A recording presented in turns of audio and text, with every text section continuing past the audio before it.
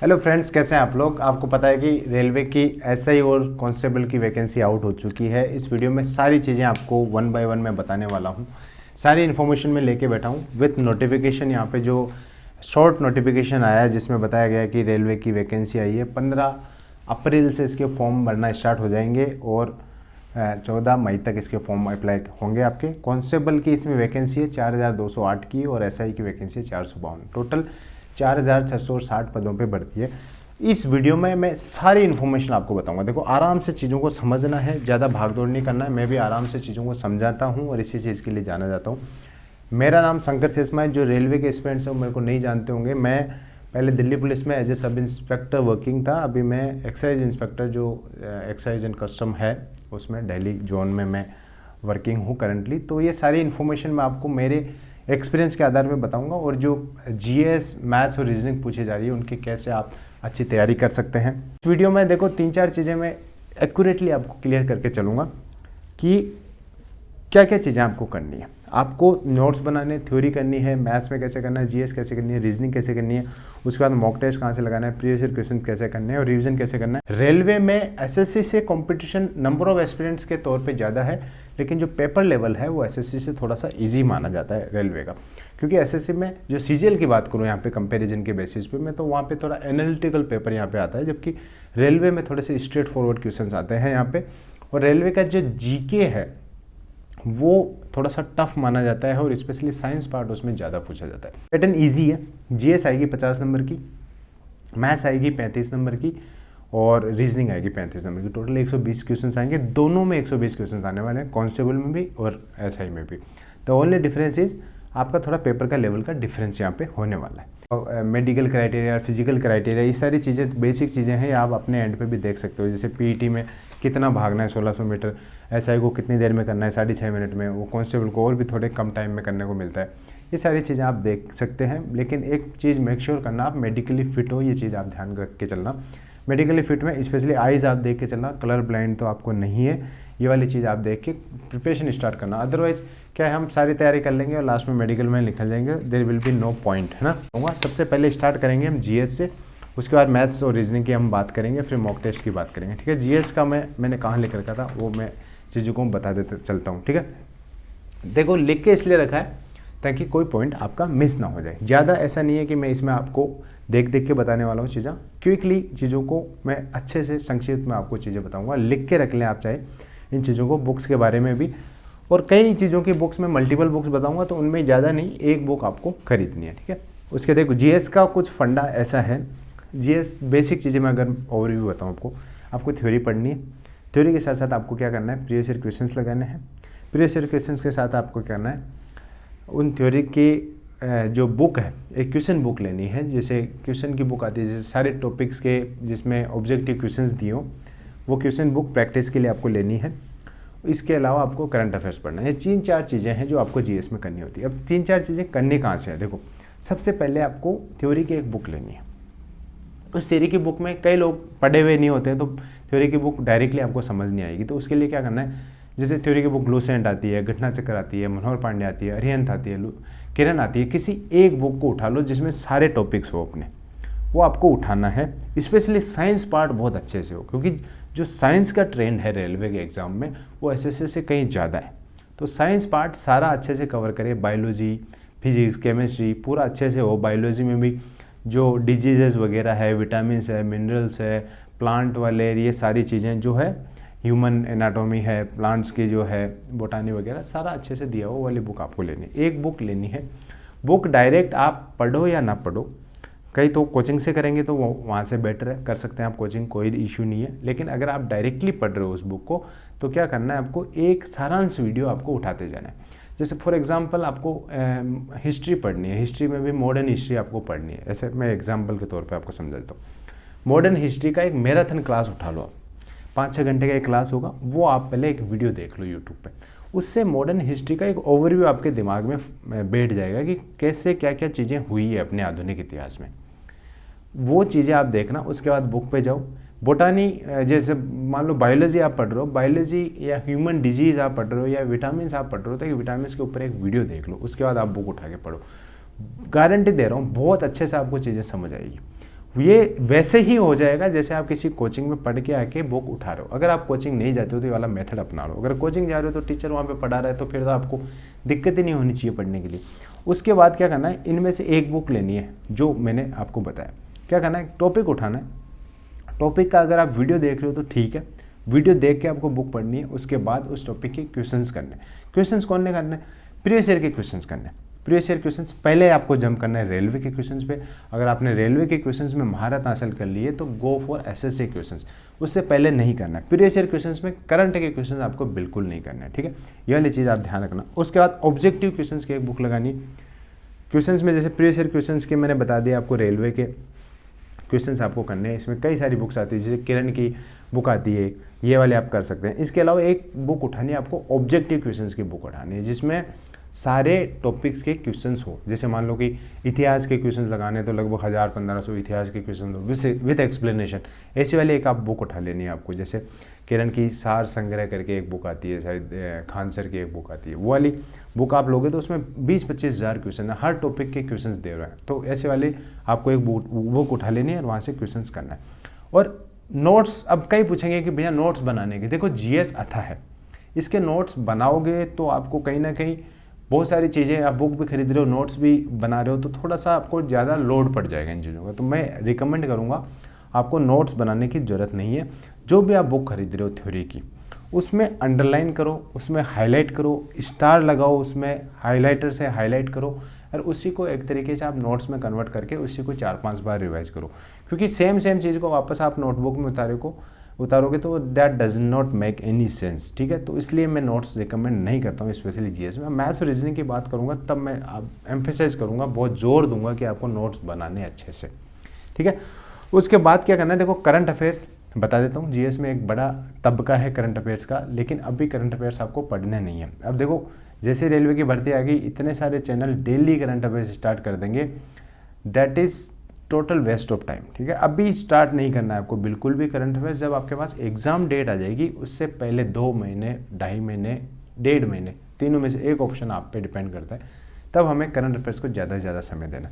और तब भी हम मंथली करंट अफेयर्स पढ़ेंगे। ऐसा करेंगे 2-3 चैनल के मंथली करंट अफेयर्स पढ़ेंगे। जैसे मार्च मंथली करंट अफेयर्स 3 चैनल के अलग अलग पढ़ लेंगे। कुछ क्वेश्चंस इसमें भी होंगे, कुछ दूसरे वाले में भी, कुछ क्वेश्चंस तीसरे वाले में, बट कुछ नए क्वेश्चंस जुड़ के टोटल मार्च अपना कवर हो जाएगा। ऐसे ही अप्रैल, मई, जून, जब भी हमारा एग्जाम आ रहा है उससे 6 से 8 महीने के पहले करंट अफेयर्स हम कर लेंगे, लेकिन लास्ट के 2 महीने में सारा निपटाएंगे। तो अभी करंट अफेयर्स का आपको बिल्कुल नहीं पढ़ना है, ठीक है।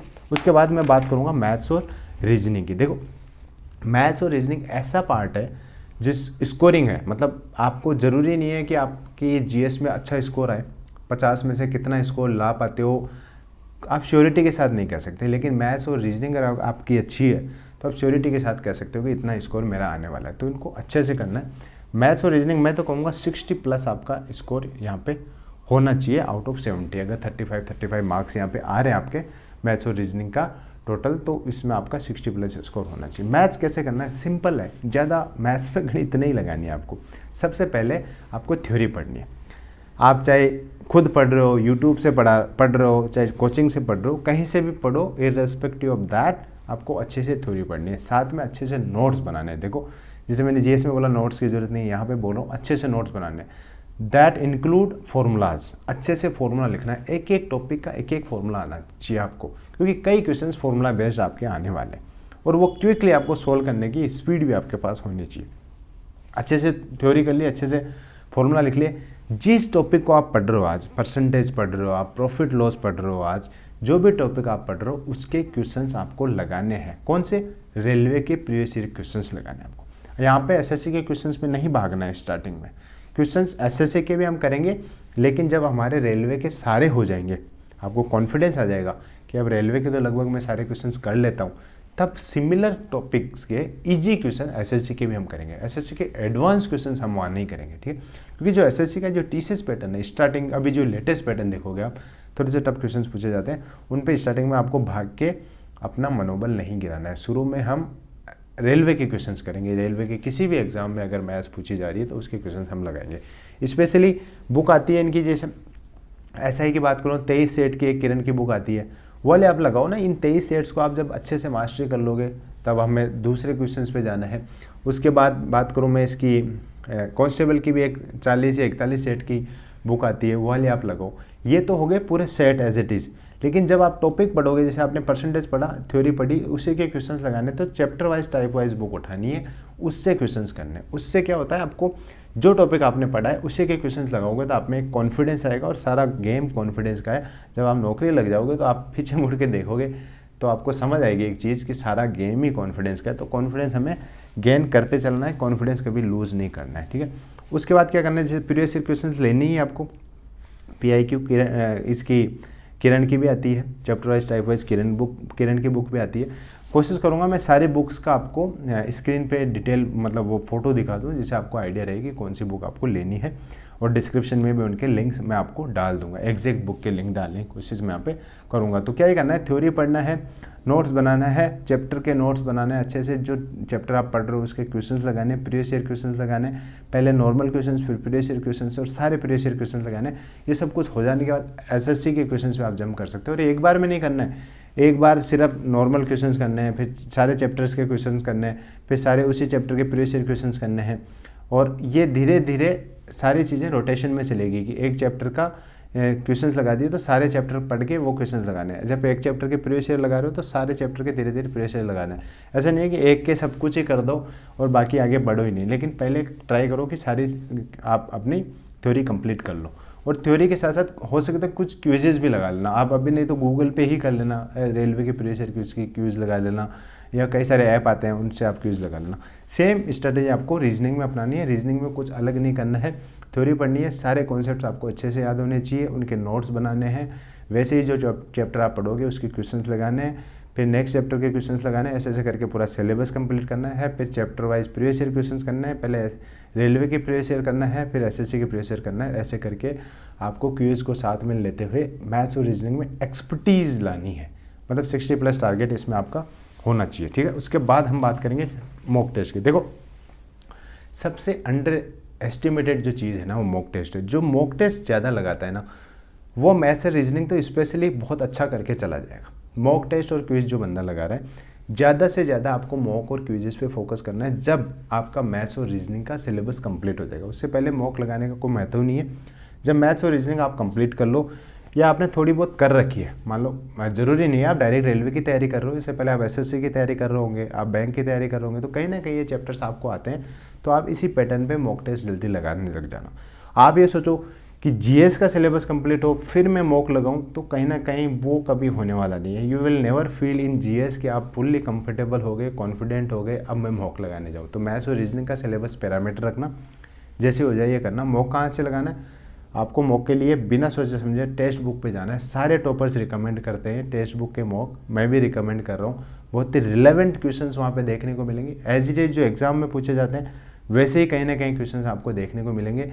अभी टेक्स्ट बुक में बहुत बच्चे तैयारी करते हैं, बहुत बच्चे मॉक लगाते हैं, तो आपको पता भी रहेगा कि आप उतने बच्चों में कितना स्कोर कर रहे हैं, कहाँ पे आपकी रैंक बन रही है। इसलिए टेक्स्ट बुक के मॉक को बहुत अच्छे से रिकमेंड इसलिए करता हूँ क्योंकि काफ़ी लोग दे रहे हैं, तो कहीं ना कहीं आपकी रैंकिंग का भी आपको आइडिया लगता है। और अभी आपको स्क्रीन में जैसे दिख रहा होगा, ये एक ऑफर भी चल रहा है ईयरली पास का, 263 रुपये में आपको मिलेगा, और पास प्रो 351 रुपये में मिलेगा साल भर के लिए। और मेरा कूपन कोड ट्रू यूज़ करोगे तो 12% ऑफ भी आपको इसमें मिल जाएगा, तो आप ये ले सकते हैं। ज़्यादा से ज़्यादा मॉक और क्विजेस पे ध्यान देना है आपको। जैसे मैंने बताया सिंपल सा 4-5 चीज़ें हैं एग्ज़ाम क्रैक करने के लिए, आराम से आप क्रैक कर जाओगे। और ये वीडियो शांति से आपने देखा है तो चीज़ों को विश्वास के साथ देखना है, विश्वास के साथ चीज़ें लिख के रखनी है।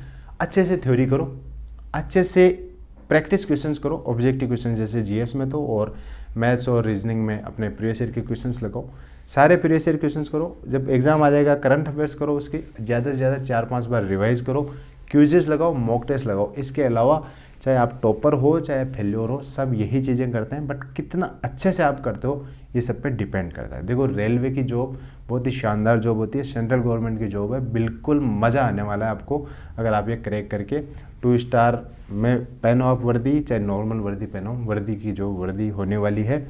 तो इसलिए मैं आपको ऑल द बेस्ट कहूँगा इसमें। और इस वीडियो के कमेंट बॉक्स में कमेंट करके बताना है कि that you will crack this exam and make your parents proud. ठीक है, इतना इस वीडियो में।